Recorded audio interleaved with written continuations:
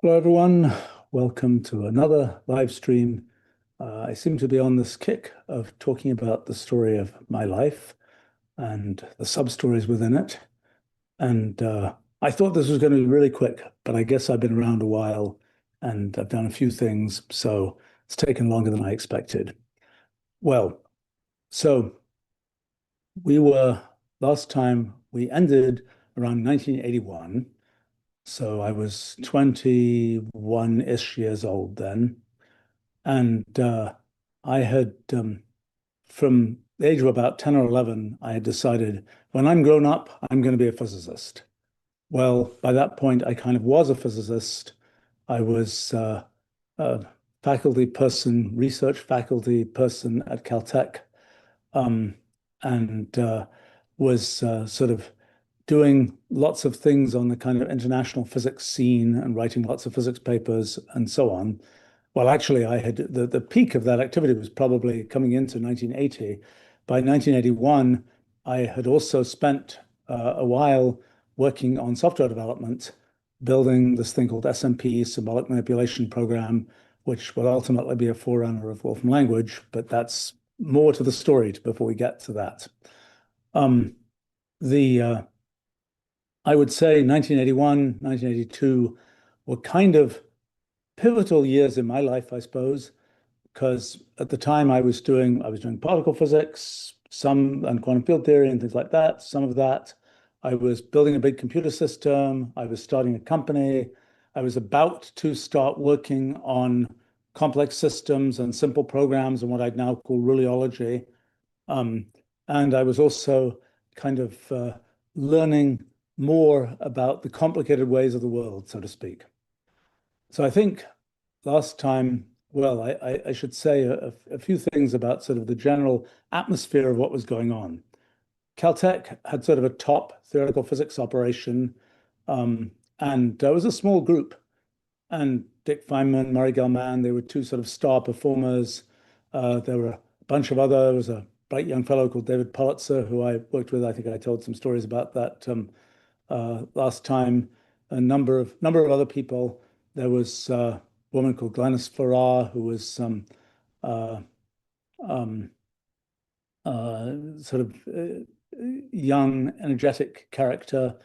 There was a person called John Schwartz, who had sort of the same kind of role at Caltech that I had. He was off working on string theory, and he was would end up working. I never understood really what he was doing at the time, so to be clear, but he ended up sort of carrying the torch of string theory until it was reborn again and and took off in the way that it took off in the 1990s. Um, I would say Glenys, I will say, make one comment about Glenys that I mentioned Tony Turano, who was a graduate student who worked with me, worked on SMP, and the one consequence of that was several years later, I forget all the dynamics of it. There was sort of a Glenys has always been a very much a get what I want type person, and she would send me mail when I think she'd call actually because it was before email was a thing, or maybe even send letters. I can't remember for sort of technical support on SMP. And eventually, I was sort of fed up with this, and I'm like, just ask somebody else. Go ask Tony Turano.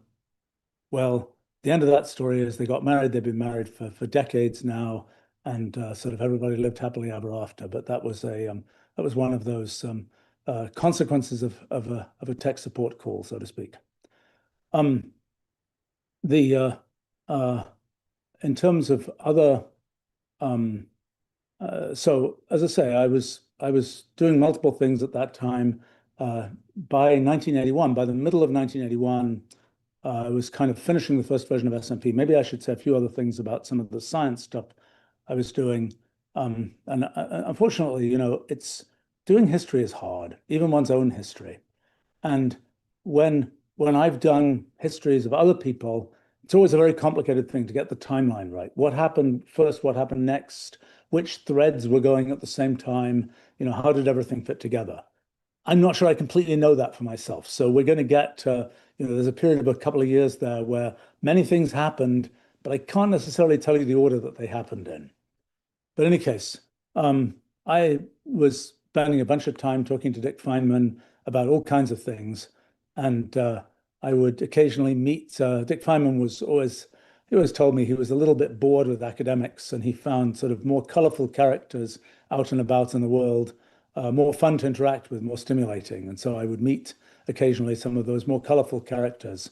I remember one time talking about colorful characters, uh, Dick Feynman and I, this must have been probably 1980, got invited to some event in San Francisco put on by an organization called EST, which was a somewhat cult-like organization led by a chap called Werner Erhard. And it got very bad reputation for all kinds of things. But, in those days, again, it's a before the web time. You couldn't look up all these things. And this organization had organized through some well-known physicists, I forget exactly who was the organizer of the thing, had organized, in fact, I think they had this happened more than once, but they had a sort of an event that was kind of bring a bunch of physicists into this rather lovely kind of house in San Francisco um, to have a conference for a couple of days.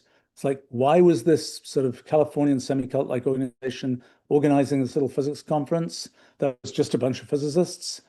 I think it was a little bit unclear. I mean, I figured it out after a little while. I think other people were still very mystified by the whole thing. But uh, the um, the um, the kind of I think the final story was kind of this S thing was built on a bunch of volunteers, and one of the sort of objectives was to up theme kind of the role of Werner Erhard and friends in their eyes by kind of showing yes they're involved with this kind of top of the line intellectual folk or whatever. So we were kind of the window dressing for that. But in any case, it was kind of a funny event because it had there was some various parties with various celebrity people. I remember one person who I'm embarrassed to say again, I didn't know the history at the time, was happened to be at that one of those parties was Robert McNamara, who'd been I guess, Secretary of Defense with and previously a General Motors person. But anyway, I ended up having a conversation where I had no idea who this person was, but it was a sort of interesting conversation. And it was only probably years later that I sort of put all the pieces together about that. But that was sort of a part of the kind of celebrity, mixing thing that this Est crowd had put together there. In any case, one of the things that was sort of notable was that somehow some dinner with the Werner Erhard and the Est people. And for some reason, Dick Feynman and myself had sort of been selected to sit across the table from this chap and kind of find out what the story was. So spent a whole bunch of time doing that and just learning about how he'd been an encyclopedia salesman and et cetera, et cetera, et cetera. All fairly interesting. Anyway, the thing that was perhaps the most interesting from that, then after that dinner, Dick Feynman says, "Oh, I want to, let's talk." And we spend hours and hours and hours with Dick Feynman trying to sort of muse on the question of what was it that caused somebody like this Werner Erhard guy to be a successful leader of people. And he was bringing up examples like Robert Oppenheimer, who obviously he'd known quite well in the Manhattan Project, and people like Brigham Young, and people who he'd seen as being sort of leaders of people into implausible situations. And it was, I suppose, interesting as a insight, I suppose, into Dick Feynman was very interested in sort of how things work, including how people work, and that was sort of an example of that. I think another so on the science side, the time I guess Dick Feynman was always a quantum person, and somehow, and I was a computer, getting a lot involved in computers.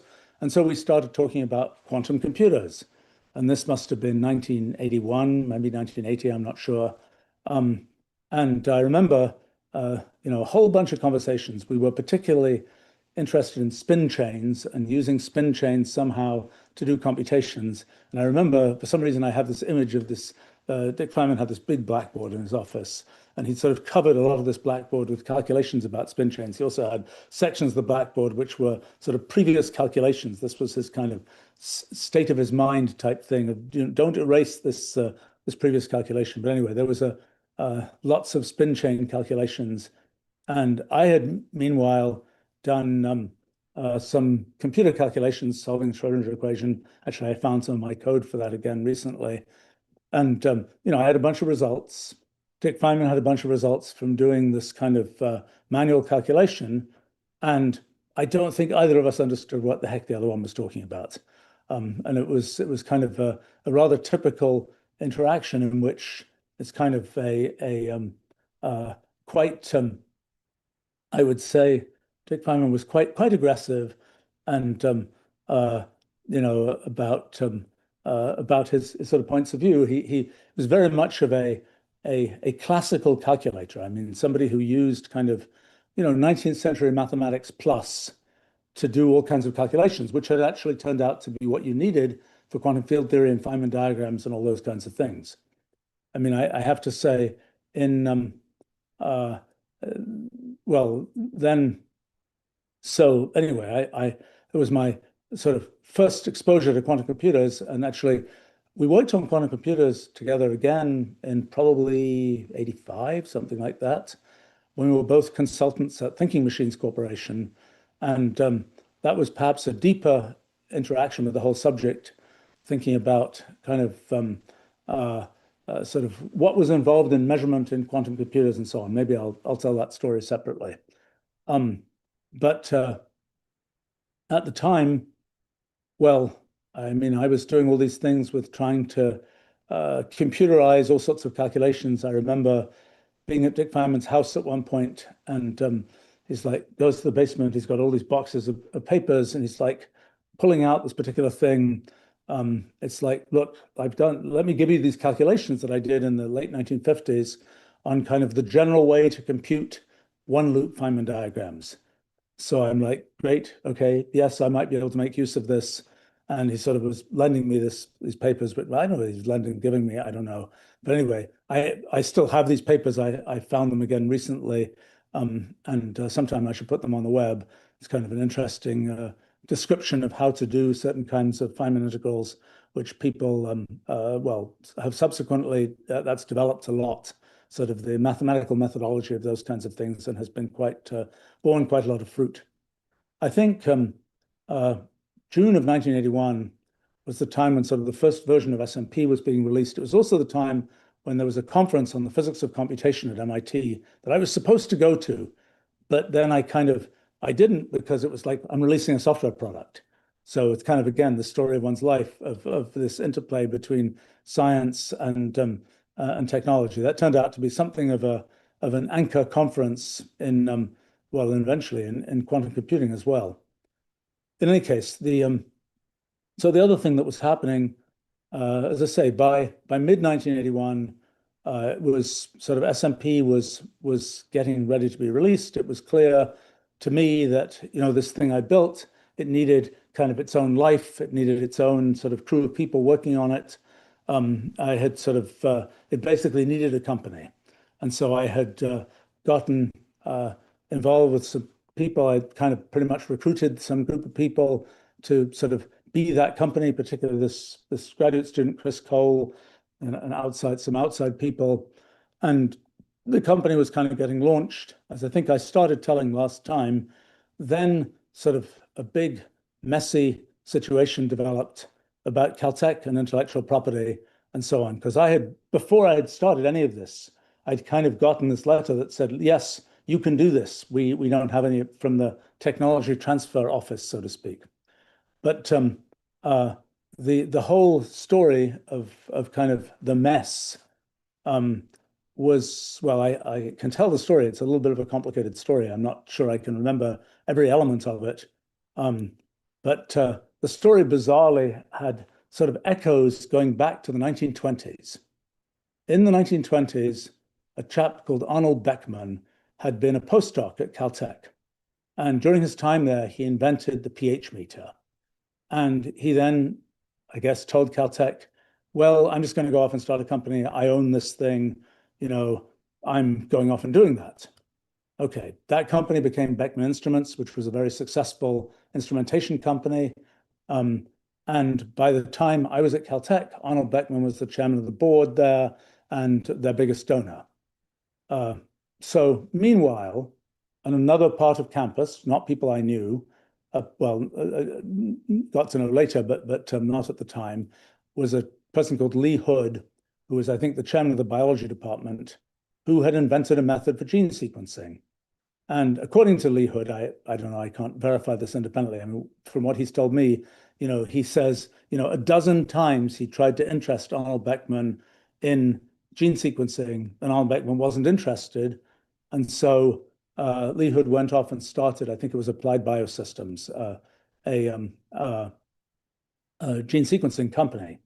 Well, a few years later, that company had become quite notable and successful, and Arnold Beckman kind of freaked out. And the quote that I heard was, "We've got to stop intellectual property walking off campus." So that was all well and good. I didn't know that directly at the time, but that was sort of the cause of things. But meanwhile, I had sort of explained before that the guy who was the president of Caltech at that time, a person called Murph Goldberger, who'd recently joined, a physicist who I'd sort of known before he was president of Caltech. His provost, so in American universities, there's kind of the president of the university, who's the big figurehead and fundraiser and so on. And there's the provost of the university, who's sort of the COO type person who's supposed to deal with the faculty and make stuff work. Maybe that's an unfair characterization of those roles, but close enough. There was a person who had really hoped to be president of Caltech. His name was Jack Roberts. He was a chemist, but he was provost at that time. And he was no enthusiast of Murph Goldberger, no enthusiast of physicists in general. And for whatever reason, he took it as his kind of personal mission to execute on Arnold Beckman's Stop Intellectual Property Walking Off Campus. Well, problem was that SMP was pretty much the only sort of notable piece of intellectual property that was kind of floating around at the time. And so all of that sort of directive got pointed at us and at me. And so this started getting kind of complicated. And I have to say, as I was thinking about it, I think this whole mess lasted about a year. So it wasn't like a short kind of thing that just was, a puff at one time, but it went through, all sorts of machinations and faculty committees and all this kind of thing. I think the one notable feature was just a lot of kind of growling and time wasting and so on. Meanwhile, the company, well, the company had gotten set up, and the I guess I was sort of it was the kind of the deal was I was bringing in these business people, and they were going to do the business side of it, and I was going to do technology stuff, and Chris Cole was going to be the CTO. But it didn't work out that way.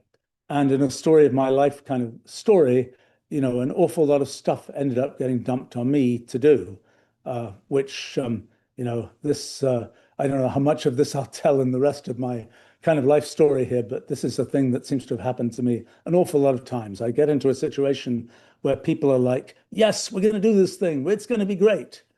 And I'm sort of supposed to be a supporting character. And in the end, I'm the one who's actually, doing the stuff. And I've wizened up a bit. And now I tend to, with many projects, I'm like, I'm just not going to do much until I see energy developing from other people. And if it doesn't develop, the thing gets dropped on the floor. But I was young then, and I was optimistic, as I still am. And so that wasn't what I assumed at the time. But as it was, we got raised some seed capital. And in the end, I raised more than half of that, which was sort of disappointing. And it should have been a sign that sort of I had more competence in this area than I expected, and that it wasn't really the right setup to have to have brought in a CEO for this company. I have to say, the thing to understand, and it was sort of an echo of previous features of mine, was that, at the time I was a young physics whiz operative, whatever you might say. And my personal self-image was that was what I was doing. I wasn't a person who organized companies.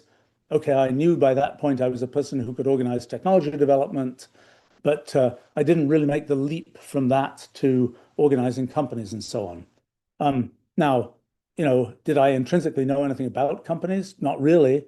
I mean, as I mentioned, my father had run a company by that time for, I don't know, 30 years or something. It was eventually 50 something years. Um, and I had some sort of exposure to that, but it wasn't like I knew all the details of these things. And if you talk to me about sort of what you see on a P&L, on a profit and loss statement, I wouldn't have had no idea.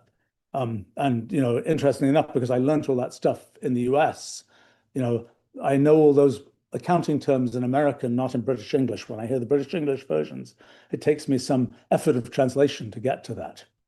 But in any case, the company was getting started. We had some seed capital, rented some office space at 5300 West Century Boulevard, and right on the sort of road going into Los Angeles International Airport. And I see that building, pretty much whenever I'm at LAX, I seem to go past that building. Um, and it was that was where the company originally called Computer Mathematics Corporation had its offices, and at the time it was kind of I would drive over there from time to time, and this was before cell phones and so on, and at the time my sort of habit was to have a little tape recorder and dictate letters, and then get somebody to type those letters and so on when I arrived. Those were different times. Actually, talking of recording machines and so on, I have to tell one little micro story. So, I was an early adopter of tech, and at the time, you could. This was before the phone company phone system was deregulated in the U.S., and every phone was sort of a leased from the phone company type phone, but you could also at that time lease answering machines from the phone company. So I did that, and I remember one time in particular on my home phone answering machine, Dick Feynman happened to call me, and I guess that was the first time he had ever run across an answering machine, and he had a fairly amusing kind of monologue talking to this answering machine for a bit, which sadly, had I been more with it, I would have somehow separately recorded that because it's a fun little tiny micro footnote fragment of history.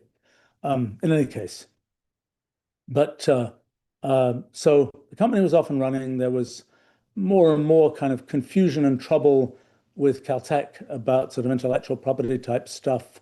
Um, and so in the middle of that, I was like, I'm going to these meetings, I'm dealing with this stuff, I'm talking to all kinds of, about all kinds of machinations and so on. And I'm like, I'm fed up with this. I want to kind of do something fun.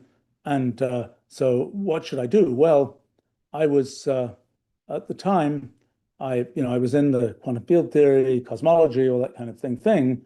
But I'd had this long time interest in sort of questions about how does basically complexity arise in the world? And I'd been interested, I think I mentioned, in cosmology and in particular things like matter-antimatter separation, things like the formation of galaxies, other kinds of places where complicated things happen in the world. And also, I'd been sort of interested in the foundations of biology and kind of how complicated things happen in biology and so on.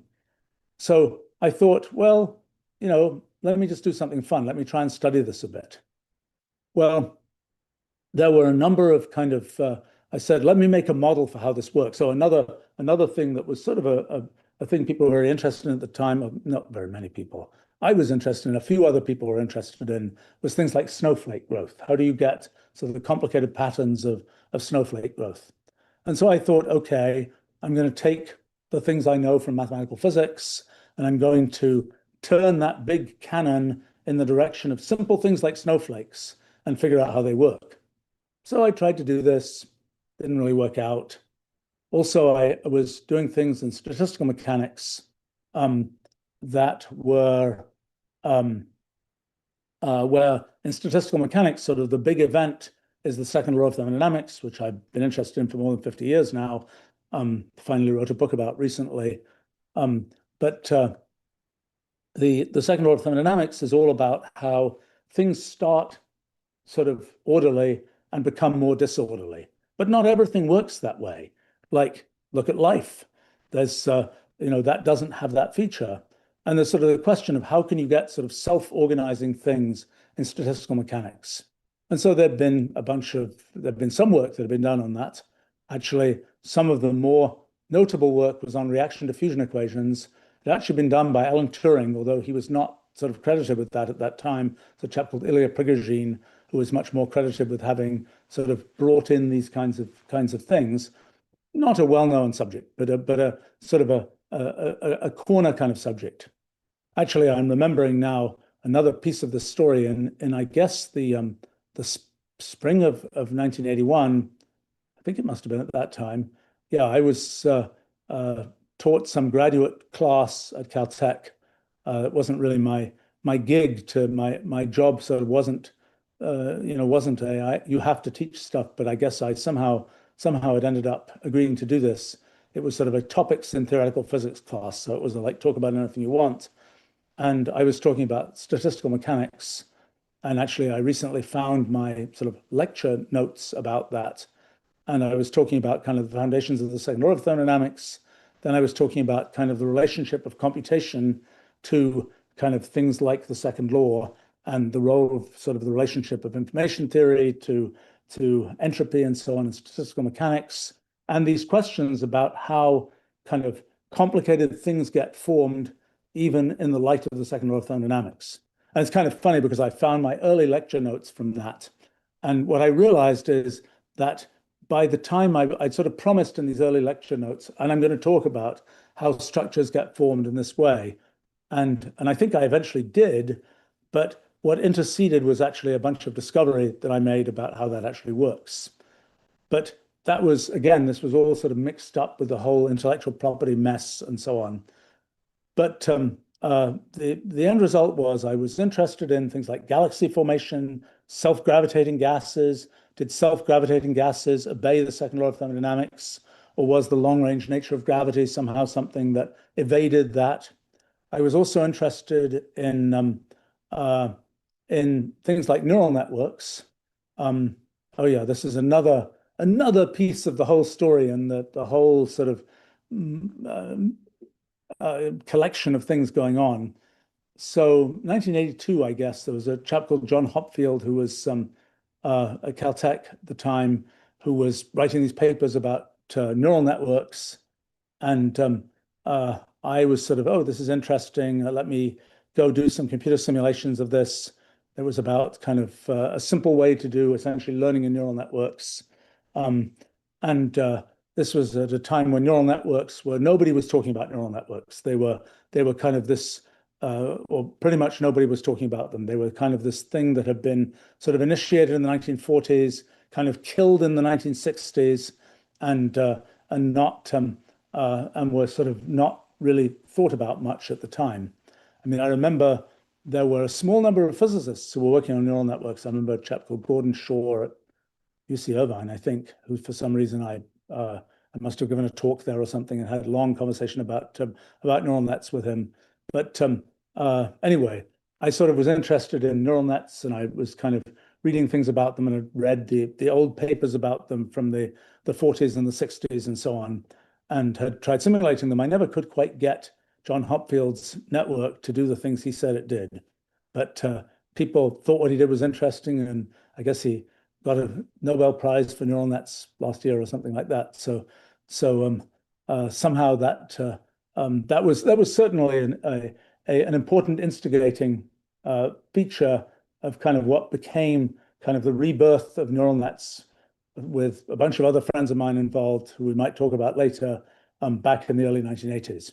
But anyway, so self-gravitating gases, neural networks, and then another piece was spin systems, things like the Ising model. I mentioned sort of the work I'd done on quantum spin systems and so on, but that was another kind of thing in the mix.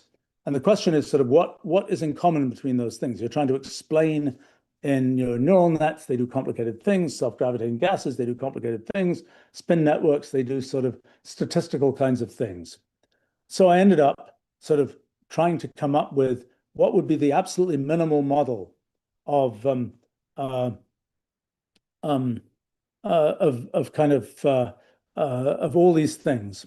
And I ended up thinking about, well, let's have this sort of discrete grid of cells, and it's kind of a little bit like a spin system, except I'm going to really pay attention to the time developments of this. And I'm going to say there's a little local rule that says based on the configuration of these cells, what will the next cell do, and so on. Well, that's a so I started running computer simulations of these things, and lots of line printer paper outputs of lots of things, of starting from random initial conditions and observing what happened and seeing that all kinds of complicated things happened. I remember at that time, actually, a young chap, remember his name, I don't know what happened to him. His name was Stephen Page. But he saying to me, looking at all these printouts, he said, "You mean you get paid to do stuff like this?" And I'm like, "Yeah, I guess so." The but in any case, that was sort of um, looking sort of with computer experiments at what I later found out were called cellular automata. Um, I will say the again, there's so many threads tangled up here. So I was doing the science stuff, and meanwhile, I was also doing a bunch of technology stuff. Uh, and I remember, must have been right around that time, I remember visiting Silicon Valley. Oh, actually, there'd been, yeah, gosh, this is also so mixed up, and the timeline is not totally clear. But I think this must have been right around, yeah, it must have been right around then. Um, I was visiting Stanford, and then um, I um, was visiting the computer science department at Stanford and ran into a chap called Andy Bechtolsheim, who had this thing which was a computer. Its main body was kind of a cardboard box, and it had this screen, and it was a thing called the Stanford University Network computer, and that became Sun Microsystems.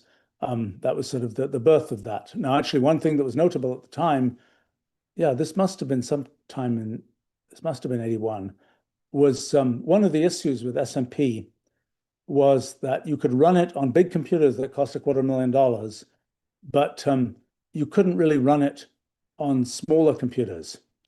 And at the time, there was starting to emerge this class of starting to be uh, computers. I'm trying to remember what they even were at the time. But there was starting to be sort of smaller computers that people were at least talking about. I think some of them had come out of the CAD industry. And the question was, could you run SMP on those smaller computers? Well, they didn't address enough memory. And so there were all these questions about, could you build a machine that would work? I think the Motorola 68,000 CPU chip had come out at that time, but it couldn't address more than some amount of memory, which wasn't enough. And so the folks who were supposedly running a company were like, well, why don't we build a piece of hardware that will be able to sort of deal with, it had a very hacky way of dealing with sort of extending the memory of the 68,000 processor by some kind of crazy thing with two processors running in parallel. And if one of them found that it was about to access a piece of memory that wasn't loaded in, it would sort of, get the memory before the other processor got there. And it was a very hacky solution. But anyway, it was like, let's do this. This is the thing to do. And I'm like, let's not do this. Among other things, I saw this computer in a cardboard box that I'm pretty sure is going to be a sleeker, better way to do these kinds of things. One of the experiences that was one of many experiences that I would have that kind of taught me that I wasn't as clueless about like strategy and running companies as I might have at first imagined. I think that uh, somehow mixed up with that at the time, this must have been sometime in 81, I don't know. I was kind of sort of getting fed up with the whole mess at Caltech and was kind of looking for other places to go.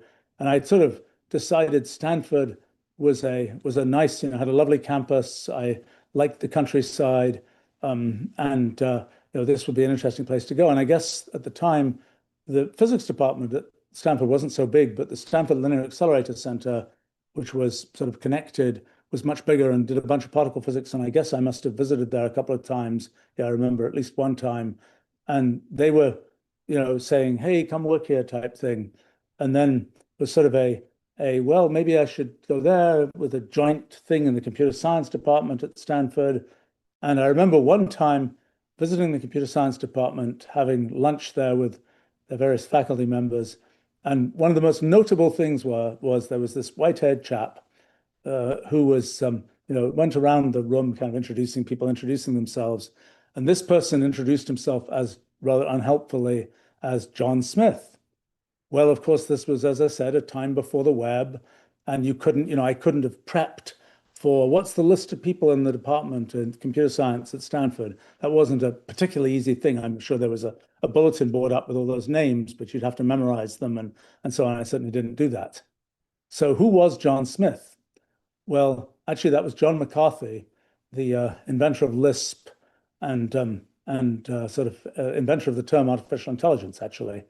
In any case, he was deeply kind of unhelpful, let's say, at the time. And subsequently, I had a whole sequence of very unhelpful interactions with him. I think that at some point he had a big sort of, in a sense, grudge against me because up to that time, kind of people had always sort of said, well, Lisp is the language of artificial intelligence. It wasn't very easy to implement. There were a couple of companies that had tried to make Lisp machines, but it wasn't something where you could expect to run it efficiently on a general purpose computer. When I started building SMP, I decided to use C, and that was kind of a thing where I wasn't using Lisp. Now, as everybody will comment, in the end, many of the constructs of Lisp, you end up rebuilding in any system you build that's doing symbolic computation. But the actual practicalities of the implementation of Lisp, which I don't think John McCarthy had been so involved with, were just not up to the task. But in any case, I think that might have been why he sort of had an initial, I don't even know whether he knew all those connections at the time. But in any case, the sort of the sad part of that story was I had a whole series of bizarre interactions with John McCarthy over the course of many years. Maybe I'll mention some others at another point.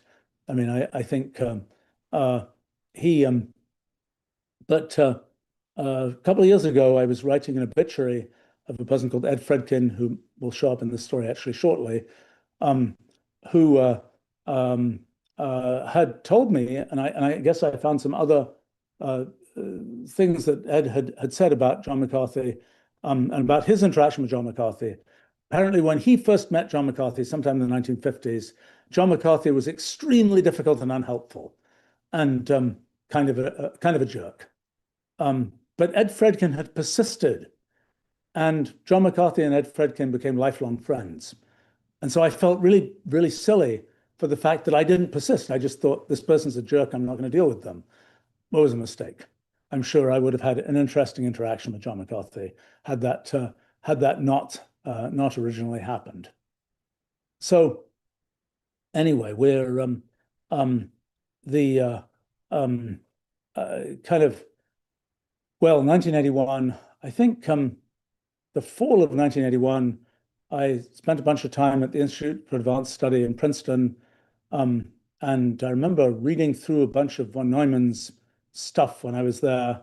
And somehow that was a notable feature.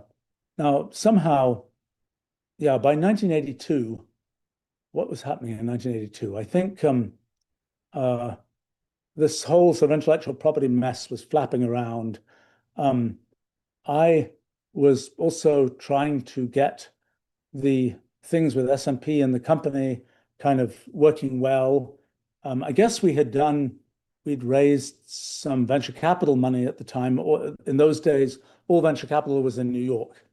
I remember one time some young venture capital person who I don't even know the person's name actually, who was kind of came to sort of chat with me, I suppose, particularly, and was meeting at this sort of faculty club type place at Caltech, and it was sort of funny because it was like made a big thing out of I was going to arrive in a helicopter.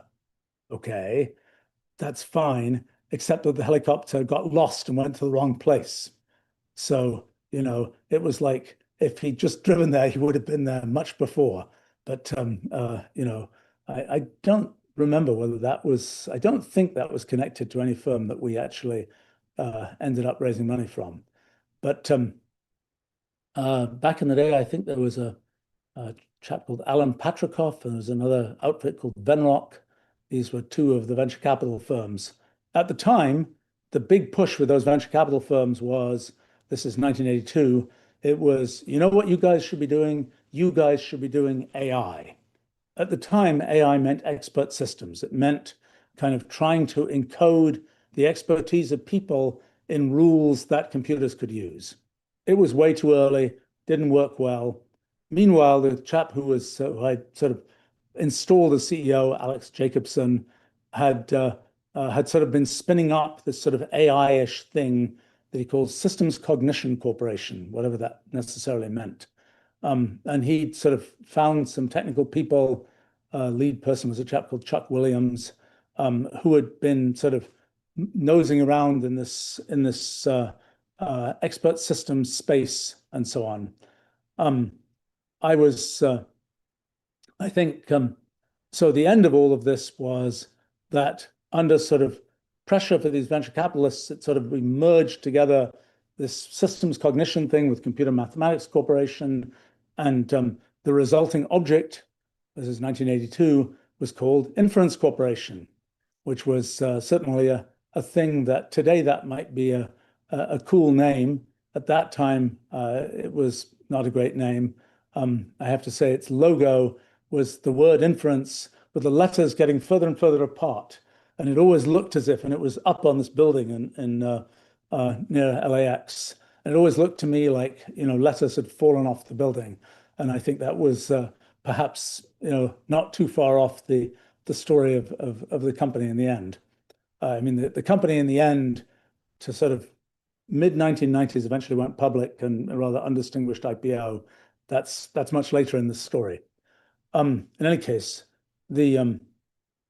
at the time, so I guess this is early 82, I was trying to get a bunch of the technology for SMP really streamlined and so on. And by that point, sort of there was enough mess with Caltech. I wasn't gonna mess with their computers, so to speak, even if they weren't necessarily quotes their computers. They were actually Department of Energy computers, I think. And anyway, complicated story, which there's more pieces to.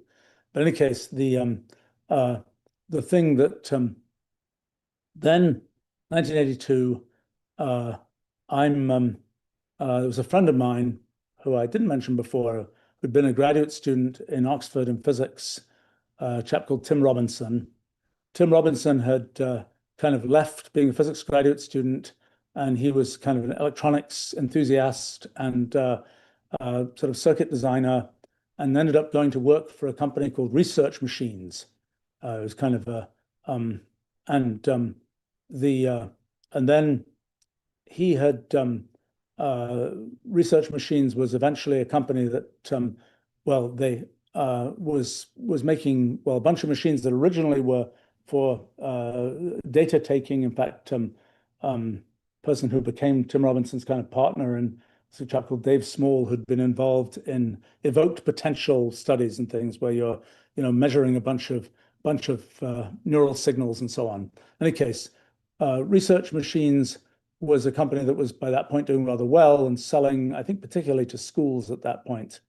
By 1982, Tim had sort of split off with this guy, Dave Small, and had started a company called High Level Hardware that was intending to make a workstation class computer using, and they had some other computers, like they had a VAX, which was the kind of mini computer of its time.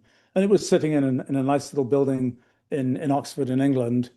And Tim was like, well, we're not using this that much. You're welcome to come use it for a few weeks and do a bunch of software development on it. And by the way, when you get the software developed, you should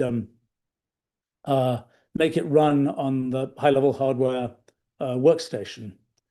So um, the so off I was going to England along with a few other people involved with the SMP project to go and do this piece of sort of intense software development.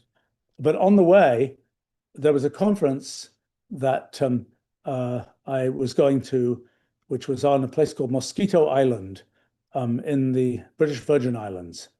And that island was owned by a chap called Ed Fredkin, who was a friend of Dick Feynman's and had been sort of a fixture at MIT, was still, I guess, at that time a fixture at MIT. I wrote probably the most complicated obituary I've ever written about Ed Fredkin year or two ago, and he had a complicated life, but in he'd been in the Air Force and then sort of wound up in sort of the MIT orbit, and then ended up starting, well, actually had started before even the MIT orbit. I guess he was in the MIT orbit, but started a company called III Information International Incorporated, which had sort of sucked in a lot of talent. That company, actually, Ed had sort of peeled off from it by the time, but in 1968, that company went public, and Ed made a bunch of money from it. And as I learned when I was writing the obituary, he'd been sitting in a dentist's office at one time and had seen an ad that said "island for sale" and decided to go buy this island, believing that it was in a part of the Earth's atmosphere that even if there was a nuclear war, the radiation wouldn't, the fallout wouldn't mix to that part of the world, and he'd be safe on his island. Anyway, he had this island, and it was he had this conference on this island. Ed had meanwhile for quite a long time been sort of interested in how does physics become computational.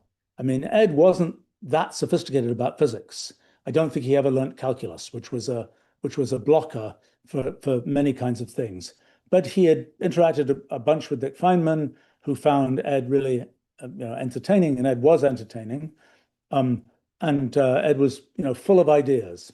And one of the things that he had gotten involved in was cellular automata and two-dimensional cellular automata, and kind of finding out sort of how they do things that sort of vaguely, maybe possibly, are a bit like physics. I should explain, it was probably the fall of 1981. I happened to be having dinner with a group of then young computer science people at MIT. I was in Boston for some reason.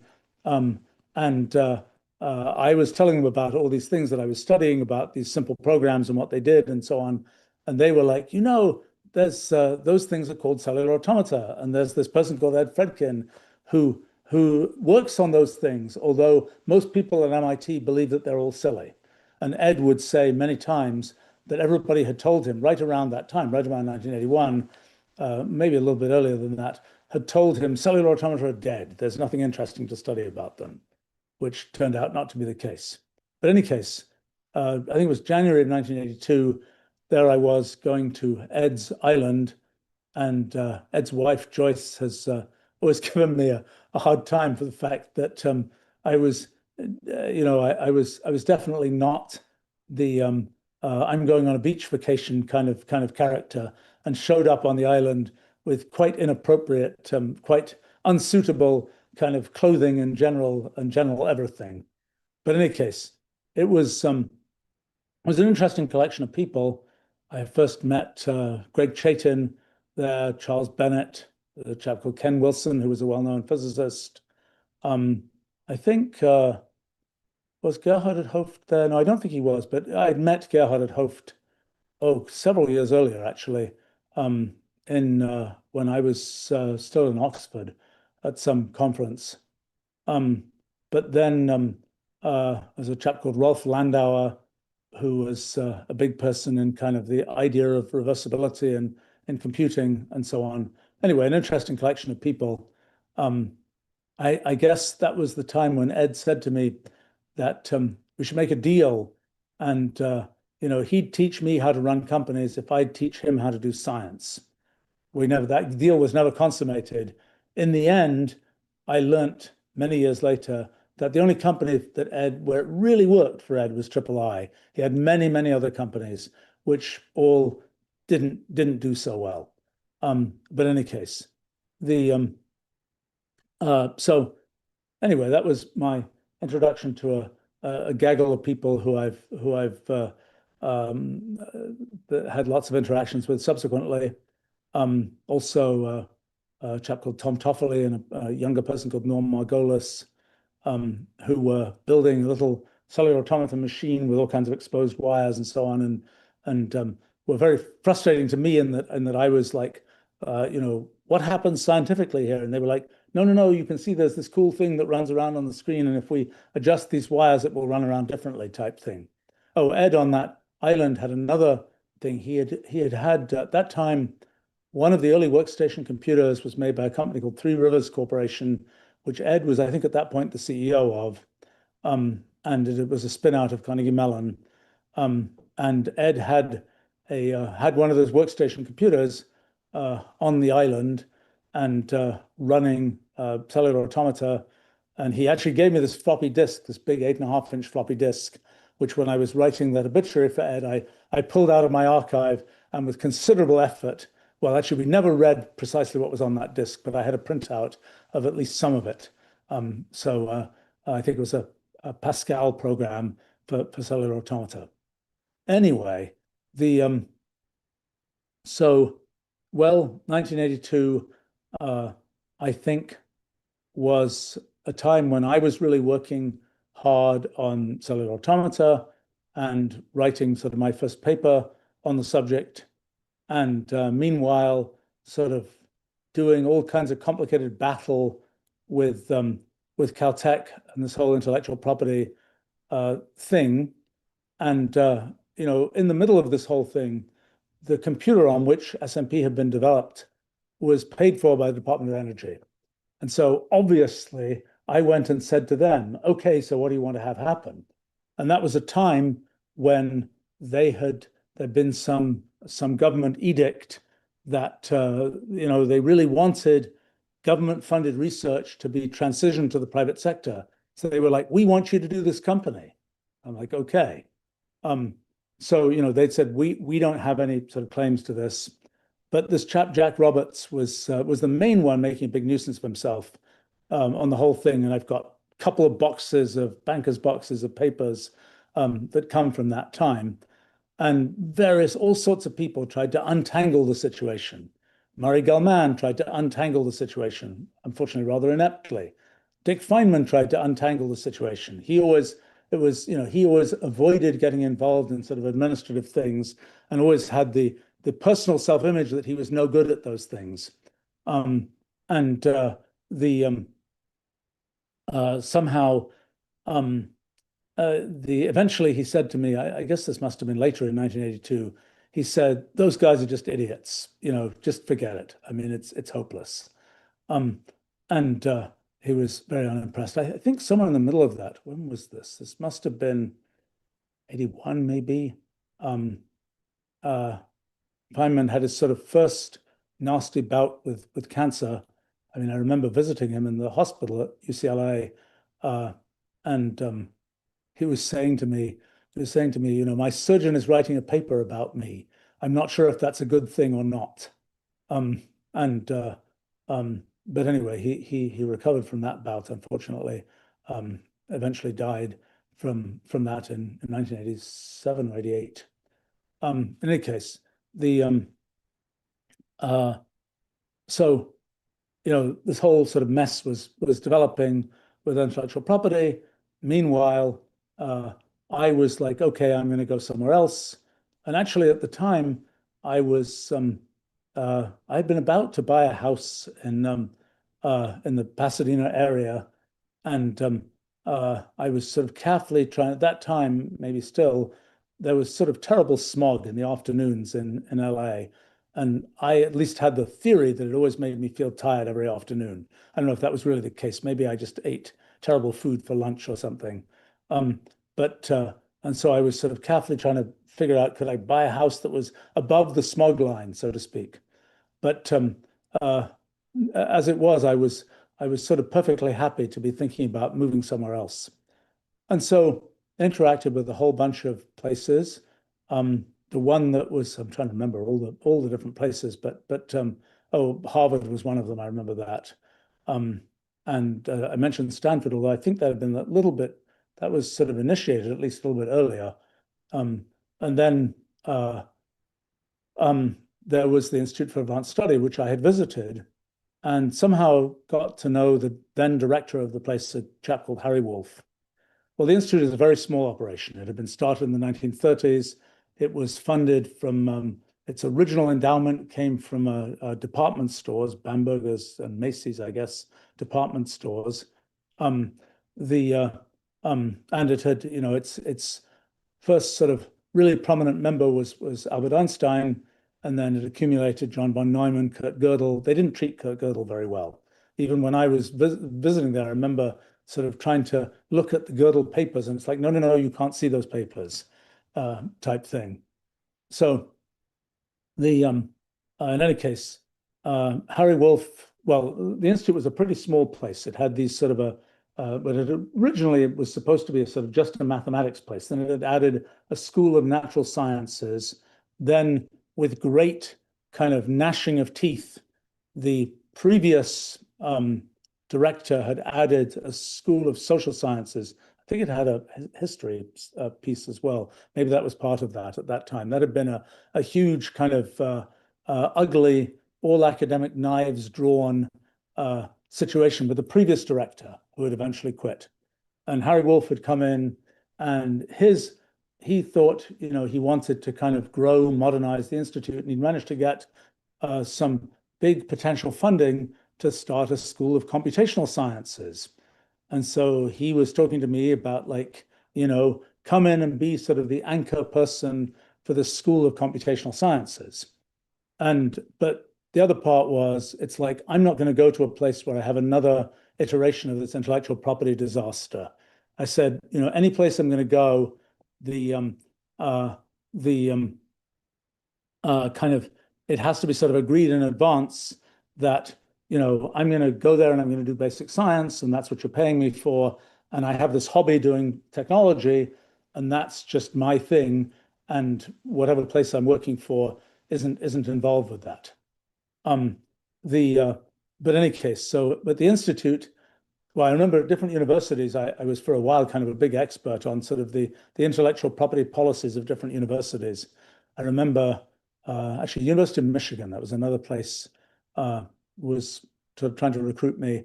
And I remember talking to them, they were very, very nice, very helpful. But I was like, you are a state university. I am sure that the state government is entangled with your intellectual property story. And eventually, well, yes, that was sort of a problem there.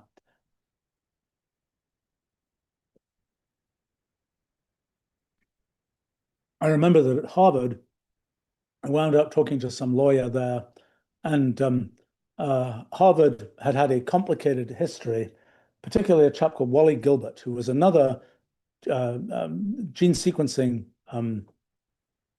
uh, kind of pioneer, very distinguished chap. Actually, he's still around, but he's mostly sort of an artist in Cambridge. I run into him from time to time.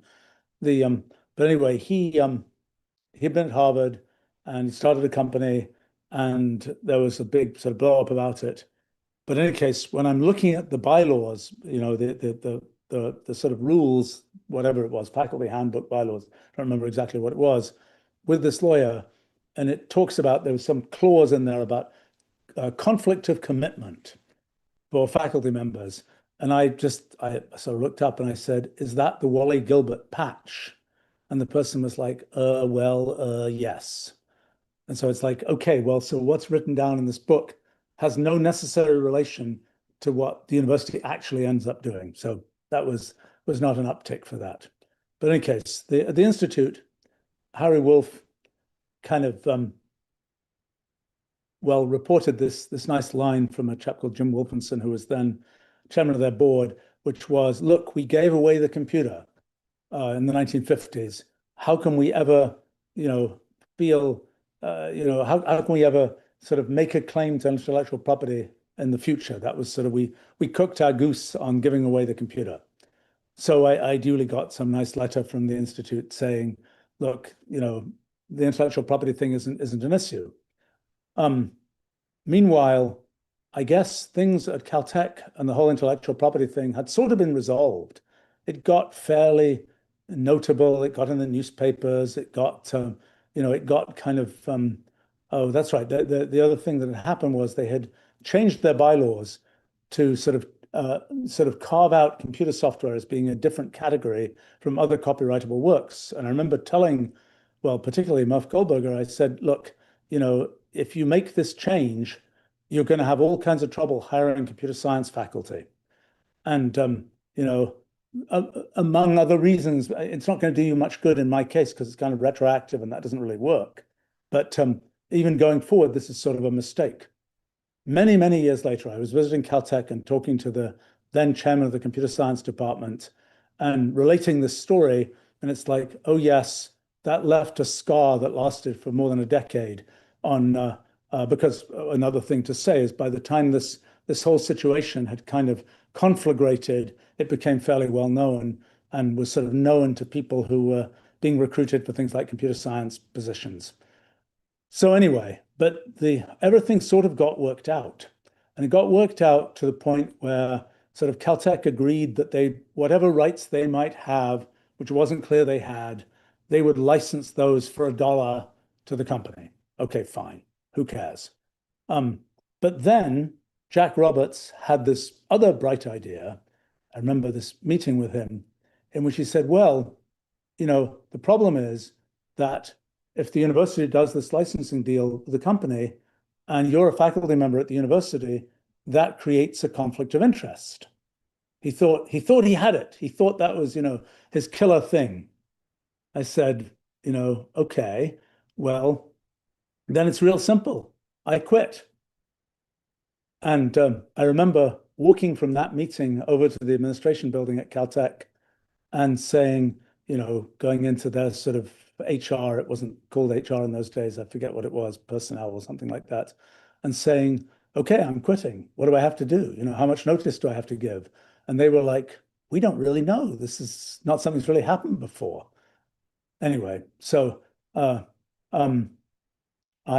now to tell the tale of that story, many, many years later, I was at Caltech and I think I was getting some distinguished alumnus thingy that they were sort of surprised I would be prepared to accept because there were other problems later with Caltech, but that's a different story.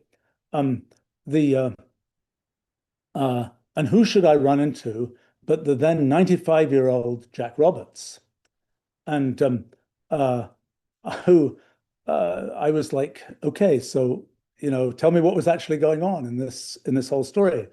And he said, the first thing he said to me was, yes, the Wolfram affair was the most notable thing that happened while he was provost. Not sure if that was the case, but that's what he said. And it was kind of charming and impressive that at age 95, he seemed to have a better memory of a lot of the details of what had happened in that whole situation than I did. And I did learn a few bits of the sort of behind the scenes sort of mess from him at that time. But in any case, as it was, there I was. I was like, okay, I'm quitting. I'm out of here. And I thought, as a piece of kind of pseudo civil disobedience or something, what am I going to do during my 2 weeks or whatever? I said I'd give them. I'm not going to go to work for those 2 weeks. I said, of course, that wasn't my nature, so it didn't really work out quite that way. But still, I thought, what am I going to do? And I thought, I've always been wanting to learn to fly a plane. Let me go and I think maybe I had already done some stuff with that actually. But I thought I'm going to spend those 2 weeks just learning to fly a little plane, which I did. It happened to be a time when it was an air traffic controllers strike. So the little tiny airport called El Monte Airport was the airport where I guess they were training replacement air traffic controllers for LAX. And so it was constantly a rather confused situation of, okay, there are all these little planes flying around, such and such plane, can you flash your landing lights? so they know where it is because they hadn't sort of lost track of it. Um, but in any case, so I sometimes claim that that was the last time I took a sort of quotes genuine vacation in my life, and perhaps that's true. I'm not sure it was a that genuine vacation because I think I was doing plenty of other things, but that was sort of the anchor thing for a few weeks for me. I ended up spending a little while as sort of a hobby flying little planes, but gave it up long, long, long ago. Um, I think it turned out not to be, at least not to be a useful hobby. And was interesting to learn. And I mostly learnt that knowing physics isn't sufficient to tell you in practice what's going to happen when this or that thing is going on with the plane. There may be three different effects, and just knowing physics doesn't tell you kind of the magnitude of those effects and what's actually going to happen. But in any case, so 1982 must have been late 1982. Maybe, yeah, I think so. I am I'm out of here. I'm going to I'm I sort of by that point said I'll go to the Institute for Advanced Study. I think I'd said that by then. Not quite sure. Actually, I'm remembering one other story. I mean, I had by that point developed a sort of somewhat serious technology hobbies, and I'd kind of bounced back and forth a bit to Silicon Valley. I remember one time I was going to visit Sun Microsystems, which was at that point a very young company. There's a chap called John Gage, who was sort of their first evangelist, who was supposed to pick me up at San Jose Airport, and just didn't show up and didn't show up. And I was about to just get on a plane to go back home again. Finally shows up, and remember going to visit Sun Microsystems, and it was kind of this front office room. And at that point, Vinod Khosla was the CEO there. And then it was like, okay, John Gage, I think, was saying, let me show you where the computers are actually made. And we go to this back room, and there's a whole bunch of people doing wire wrapping on kind of a very definitely a back office operation, so to speak. In any case, we were mostly, I think, at that point talking about getting SMP to run on the Sun workstation, which eventually, which it did, I think. Yeah, it certainly. In any case, I'd had somehow I'd gotten involved in doing some consulting work. One consulting gig that I did was for an outfit called Schlumberger, which was at that time the world's most profitable company. It's an oil instrumentation company. They're the guys who put all kinds of stuff down oil wells to figure out, should you drill here? Is it going to work? And try to predict, where from doing seismic experiments and so on, where there'll be oil and such like. And it was a very high-tech company. I mean, there were at the time, one of the things was that they were dealing with clients who had wanted to do, I think it was called deviated drilling, where you drill down for a while and then, you drill sideways because you're getting oil that kind of maybe was underneath somebody else's country, but who's to know? It's all a couple of miles underground, so to speak. And one of the problems was they were putting these big tools down oil wells, and when they went around these bends, the big tools were breaking. So they invested a bunch in things like semiconductor technology originally in Fairchild, which was kind of the ancestor of companies like Intel and so on. In any case, Schlumberger was sort of starting a somewhat basic research operation in Ridgefield, Connecticut. And remember one time I went there a few times, but I don't know whether that was on that occasion or later. But anyway, the one of the big projects I was doing was trying to understand oil and water in porous rock and sort of understand the dynamics that they had, and particularly to understand how do you get more oil out by doing something. And my sort of big idea was you make this simulation of oil and water in rock, and then you figure out how can you pulse water down into the rock and do enough of a simulation that you can figure out when does the water actually get pushed out and when does it just get enclosed, and become sort of a blob of oil that isn't going to get pushed anywhere. I don't actually know how fracking works, so I don't know to what extent that's become sort of a thing in that area. But in any case, that was I was trying to do computer simulations of that and so on. But one time I was doing that, it was in the middle of the oil crisis, an oil crisis. I don't really remember the history of oil crises. And the one ironic thing for me was that I've just been doing this stuff on figuring out these things about oil and water and rocks, all that kind of thing. I come back to LA and I have my car. I'm driving it from LAX airport, and the uh, and just about half a block from my apartment, it runs out of gas. And I thought that was just so deeply ironic that there I was trying to figure out how to get, 0.01% more oil out of the ground, which would turn into just gazillions of gallons of oil, and my own personal car just runs out of gas. I have to say the corollary to that story, which is a little bit embarrassing, was that I sort of pushed my car a certain distance, but then I left it at the side of the road, right in front of this apartment building. And Pasadena, I guess, has a no cars overnight like thing. But I was bicycling, into work each day and coming back long after it was dark. And so I didn't look at my car. I just figured it's happily sitting there. And then one day it's gone. And turns out it was like, it had written all over it, "This car is derelict, it will be towed," type thing. And I just hadn't paid any attention to that as a clueless young me, so to speak. In any case, the so 1982, I sort of quit Caltech. My next, I literally went to one last theoretical physics lunch, and then started driving. And I drove. Well, I was going to Los Alamos. I think by that time I had started sort of being a consultant at Los Alamos National Lab, their theory division. Um, but I'm reminded of another story fragment that's perhaps at least fun. So there'd been a chap who was, I think, a postdoc at Caltech named Brosel Haslacher, who was a colorful character, who was always getting himself into all kinds of crazy trouble. But in any case, he had, typical Brosel thing was, he developed this hobby of panning for gold in random places. And as he explained it, it's all very fine. You're panning for gold in some obscure river and somewhere.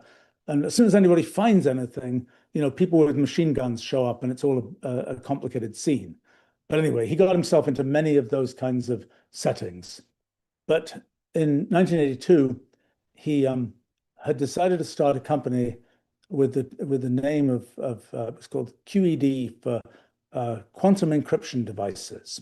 Very modern name, very quantum and all that. He was very big on the quantum thing. I think maybe QED had been an acronym in search of words, because originally it was kind of like get physicists to do useful consulting-ish stuff. But I don't think that had really gone anywhere. And the one thing that he'd got, I think through his sister, who worked for a big bank, and somehow he had gotten the assignment of, make an encryption system that the NSA couldn't break, at least in a week. A little bit of a sketchy thing, in line with kind of the general sketchiness of the character.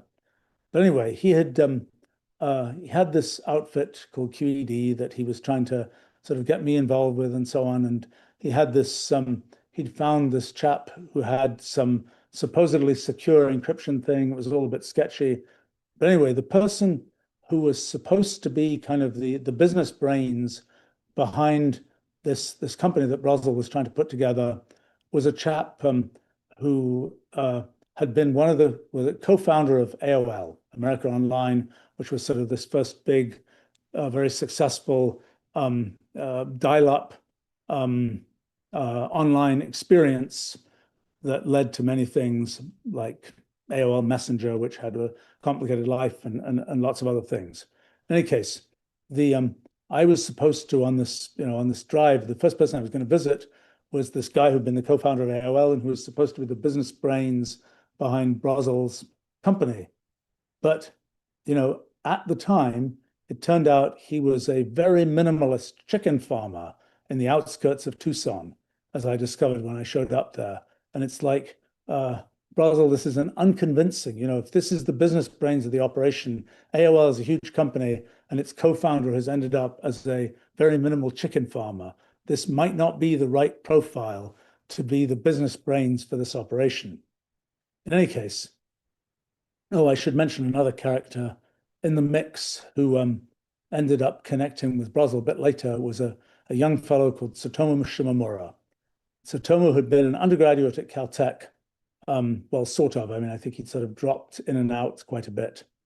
And he was kind of a computer whiz and so on, who was a little bit involved with the SMP project. I think not seriously so. I had hired a bunch of undergraduates for that project, but I don't think he was one of them. But somehow he was involved and was very impressive at age 17 for kind of just knowing all kinds of very low-level computer kinds of things of what detailed things about the innards of the computer and all those kinds of things. Later on, he would end up, he ended up at Los Alamos. He ended up getting himself in all kinds of trouble for all kinds of things, and I kept on sort of fishing him out in various ways. And he also got hooked up with Brazel Haslacher. I have to say Tsutomu then actually worked for me for a summer on a project that I did when I was in Princeton. But subsequently, Tsutomu became famous as kind of the guy who caught a chap called Kevin Mitnick, who I never met, who was sort of viewed as being a notorious terrible hacker, a black, black sort of hacker who Tsutomu, as the kind of white hat, character, had managed to sort of track down, and he had a whole big thing going with a person called John Markoff, who was a reporter for the New York Times, and they wrote a book, and there was even a movie made about it. I was never very well pleased by that story because Tsutomu, I always felt that the only difference between Tsutomu and the guy on the other side was that Tsutomu had sort of friends like me who had fished him out of trouble at various times. And I thought that Tsutomu, like, I'm the good guy thing wasn't all that convincing. But anyway, I have to tell one other story about Tsutomu, which is just fun in terms of people, which was Tsutomu was often complaining about his parents. He says, well, they came from Japan. They're in the US, but they don't even speak English. And then one of the kind of more bizarre sort of complaint stories was, and, they had him and his sister, every summer they were collecting jellyfish on the beach in Washington State somewhere. And for some reason, I guess I have a decent memory that, the complaint of my parents made me collect jellyfish was something that you kind of don't forget. Okay, many, many years go by. And there's some, Nobel Prize announcement, and I happen to notice that the winner is a person with last name Shimomura. Turns out to be Tsutomu's dad, who was the person who discovered GFP, the jellyfish protein that makes jellyfish glow and is very useful for all sorts of biology experiments. And so it all made sense then that the collecting jellyfish on the beach, all the jellyfish were going to a good cause, so to speak. In any case, the thing. So then, let's see what happened next. Oh my gosh, this is. I was doing lots of stuff in those days, and perhaps some of it is interesting. I mean, Los Alamos in those days I was never involved in the nuclear weapons side of it. I never got a security clearance. I sort of had the opportunity at that time to get sort of a collection of security clearances and decided not to get any of them. But at Los Alamos, all sorts of things were happening. I mean, it was mostly a physics operation, and it was, but they were just starting kind of I think maybe it was a time when the Center for Nonlinear Studies, maybe it was a little bit before that got started there. Um, the chap who was kind of had built the theory division was a person called Pete Carruthers, who I got to know quite well, and who was somebody who really encouraged me subsequently to start my own kind of research center and so on. I'm not sure it was correct advice, but it was interesting advice anyway. In any case, uh, so I guess actually there was another twist to this whole story, which was that I was, uh, as part of the kind of thing about going to the Institute in Princeton, somehow I got connected to Bell Labs. Bell Labs was fairly close to Princeton. The main part of Bell Labs, Murray Hill, was fairly close to Princeton. And I had somehow, I remember talking to Phil Anderson, who was a physicist who was sort of some kind of head of research at Bell Labs. In any case, somehow, uh, entangled with the whole Institute for Advanced Study thing, or maybe slightly separate from it, I don't completely remember. I sort of had this other gig being a consultant for Bell Labs. Um, and Bell Labs, and actually after going to Los Alamos, um, I think I then drove east and ended up at Bell Labs for a month or two. And that was a time I was sort of officially involved with the physics department there, but actually I mostly was hanging out with the Unix development group. I mean, Bell Labs was this place where it's sort of a giant building where kind of at the time it was still, AT&T was kind of was running the phone system and was a very prosperous company and had invested in basic research a lot. And I always thought, at Murray Hill, there's this long building. And I always thought kind of the picture was if somebody thought they could compete with AT&T, let us bring you to this building.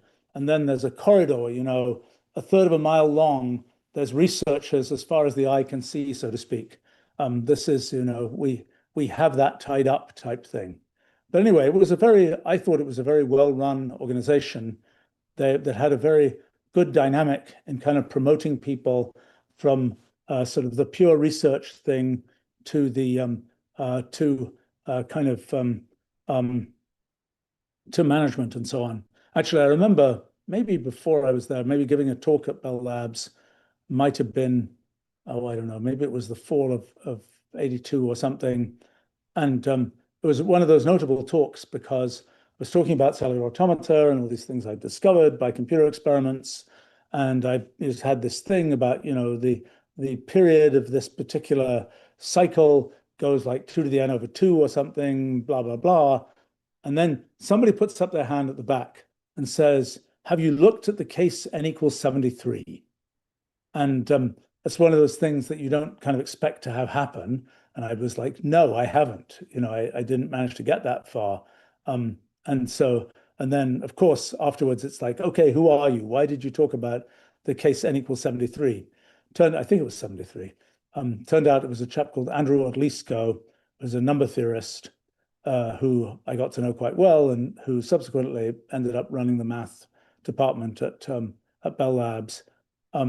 But he knew about these things called linear feedback shift registers, which was sort of similar to the kind of additive cellular automata I was studying. And so he had sort of this guess that might be that way. Anyway, we ended up writing a paper together about sort of exactly solvable cellular automata, which has had many legs since then. Ironically enough, okay, I have to tell another interlocking sub-story. When I was at Caltech, one day, you know, these were days when it wasn't like these days you just get email from people. In those days, people would just show up and knock on the door of one's office type thing. And one day, a young woman named Astrid Golom shows up, knocks on the door, sort of introduces herself as somebody who knew people that I'd known in kindergarten. Okay, fine. Anyway, I got to know Astrid, a colorful character.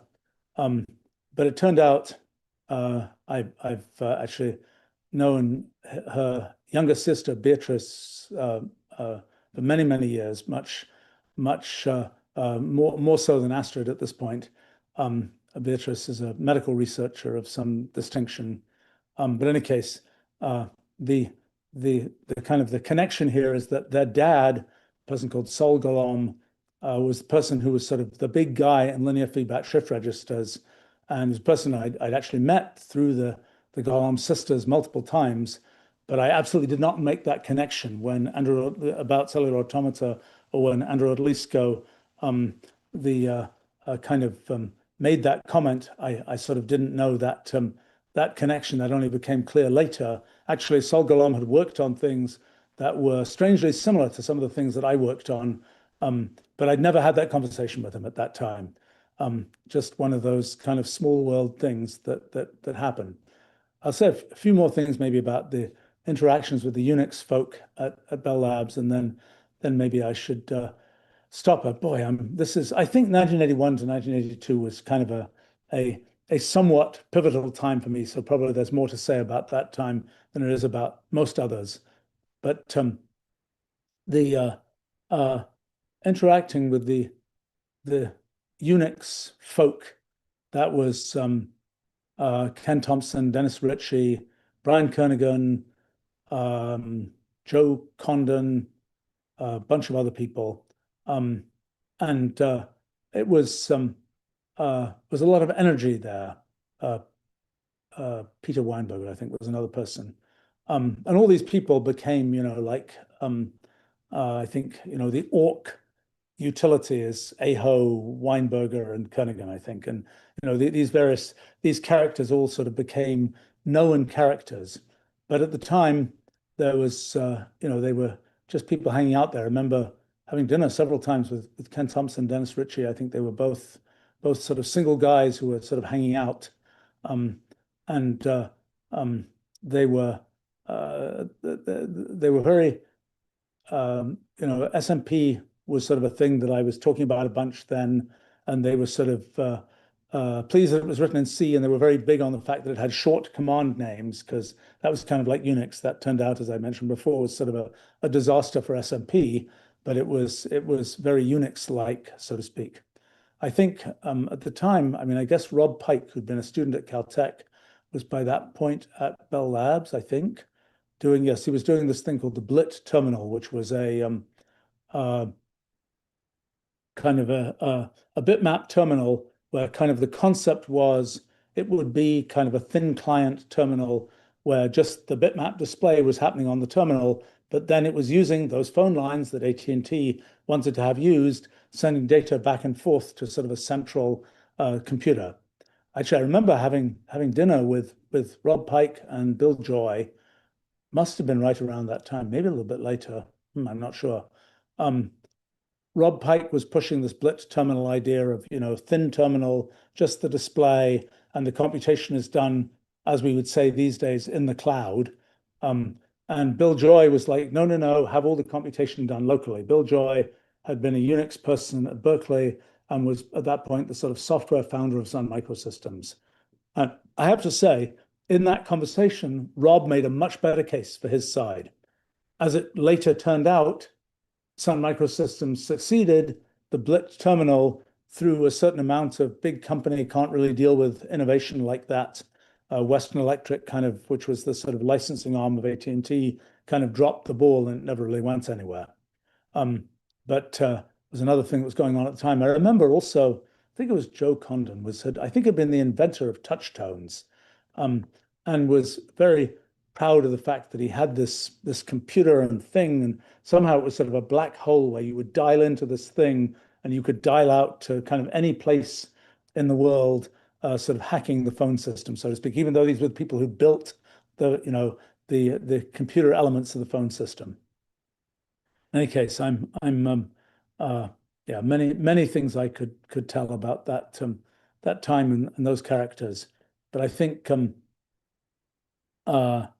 yeah, by that time, I guess Sun workstation computers must have existed, because I got one at the Institute for Advanced Study. And the only notable thing about it was that I guess John Gage had arranged for me to get sort of given one. And the person who delivered it in the trunk of their car was a chap called Doug Leone, who uh, I happened to reconnect with recently because he became the leader of Sequoia, a very prominent venture capital firm. But at the time, he was a young salesperson for Sun Microsystems, and it's just kind of a small world that it is when one runs into people in different places. In any case, I should probably wrap up and go back to my current day job, and um, I think this tale is too tangled. I'm sorry. It's there are many threads and many things were sort of happening at the same time, and it's hard for me to even remember, keep straight all the different things that were going on.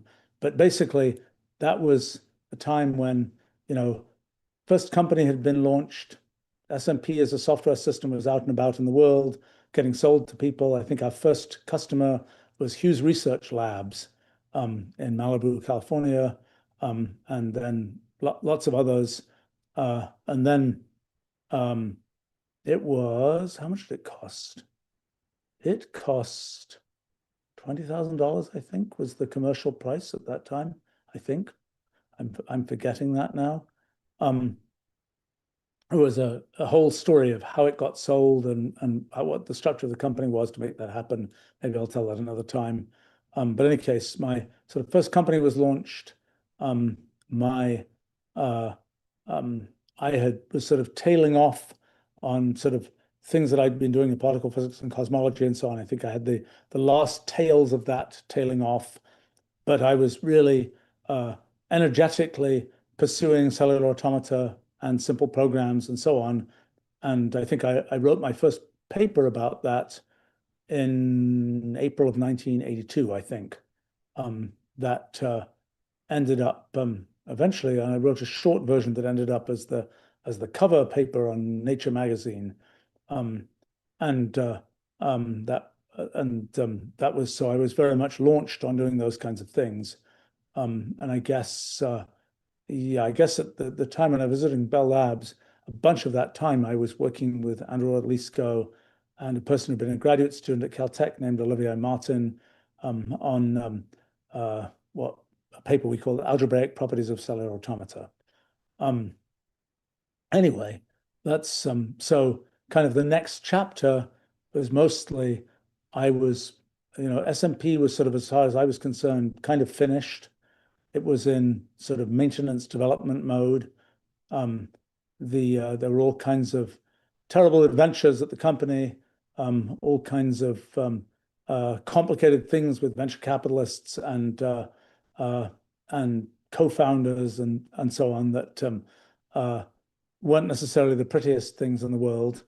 Um, but then and I think uh, but I was off sort of doing my thing after that at the Institute for Advanced Study, kind of energetically doing science and trying to understand what I would now call the computational universe, with a hobby of doing some technology consulting for a variety of organizations. And maybe I can say more about that another time.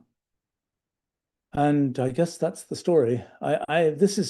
I'm a little bit horrified at how complicated this is, and I kind of apologize for the complexity, and I hope that at least the fragments of stories here are fun to hear about, even if the whole arc of the story is a little bit hard to follow. All right, actually, I'm just going to see if there are any immediate questions here, but then I'll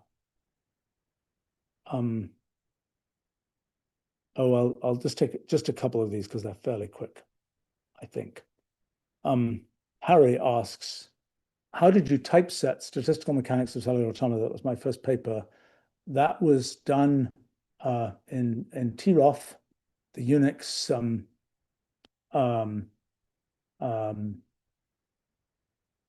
typesetting system that I'd used for the SMP documentation.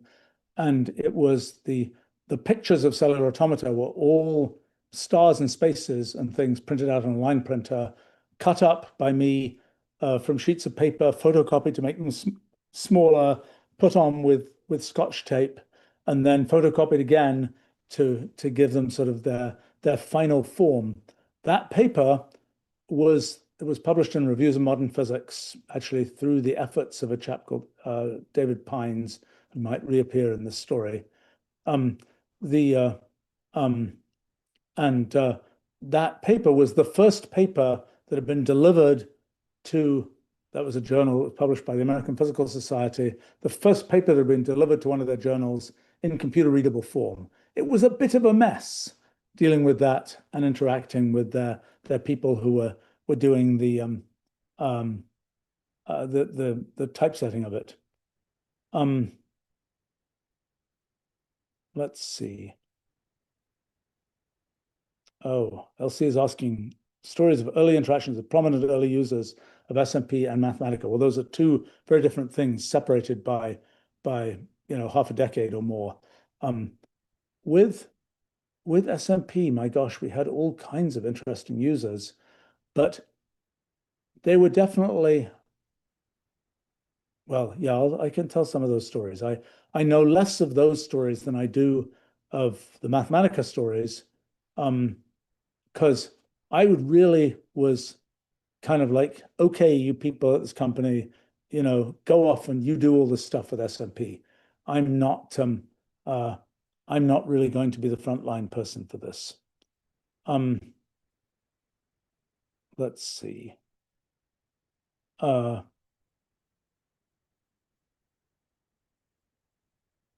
well, that's I think that's all the Sui asks, did music, movies, general 80s culture play any role, or was I too deep in equations? You know, I didn't go to see movies very much. I had seen 1968, the very first movie I saw in a movie theater. I was 8 years old. I was sort of dropped off for a matinee of 2001. And I wrote about that in 2018, I guess. And uh, I actually discovered that I had the little sort of promotional program that they were handing out at that movie theater. I still had in my archives all these years later. But I didn't really go to see very many movies. I remember Star Wars came out when I was at Argonne National Lab in Chicago in the summer of '77, and I remember going to see that. Um, and um, I've never been really a big popular music person. I mean, I had sort of cassette tapes of various kinds of now unbelievably old time music things that occasionally have sort of retro recurrences, but it was not something that I was deeply into. I mean, my kids, I always used to say to them that, part of my deal about having kids was, if they take me to rock concerts, I'll go to rock concerts. That never happened. None of my kids ever wanted to go to them. My youngest actually one time took me to a Taylor Swift thing, but that's as far as I got. Um, the um, it So no, I was not really involved with those things, and I really was pretty much a uh, just doing science, doing things with the company.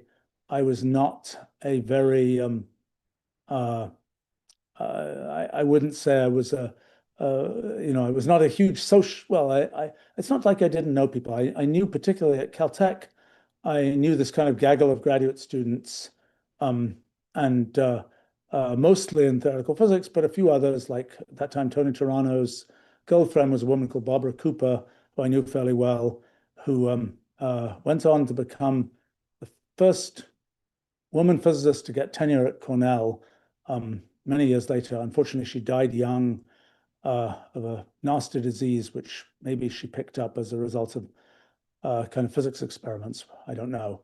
But the I think um, I didn't really know, apart from the, I didn't know too many of the local sort of townies, so to speak. I mostly knew people from Caltech. And I had, well, hired a bunch of these undergraduates to work on SMP, and uh, but I didn't really. I mean, they seemed very young to me, even though they were probably my age or even older than me at the time. And it was all very, very sort of time shifted. I mean, I remember that I knew a bunch of the uh, um, it was people, the faculty folk there would occasionally have sort of social things going on. I remember Murray Gell-Mann having something at his house and so on. And I would sort of participate in those things. But I wasn't, I think I was mostly, I'm just working all the time kind of person. I remember, sad story. I mean, when Murray Gell-Mann's wife, Margaret, died, she'd been British woman who I'd interacted with a small amount, not a huge amount. Murray invited me to the funeral, and I felt bad for so long afterwards because I just didn't go because I thought I'm just this young guy, and I thought I don't really have a place there, and I think Murray was sort of upset that I didn't show up, and I was embarrassed afterwards that I didn't show up, but it was kind of it wasn't kind of my self-image that I was part of the older set, doing those kinds of things. Um, but and I think at the time there were yeah, even though yeah, anyway, so I was not too much of a culture of those things person. I will say later, maybe I'll by the mid 80s, there are a few other things that happened in the kind of more in the popular culture world, but we didn't yet get there. So I'm still crawling along towards towards later in the 80s, where a few of those things will show up. All right. I am being told that I'm being very bad about my meetings for my day job of today. But thanks for joining me. And I guess I will continue with these stories. I don't think it's been that long a life, but I'm sure I can get through these fairly soon. Anyway, thanks for joining me now. Bye for now.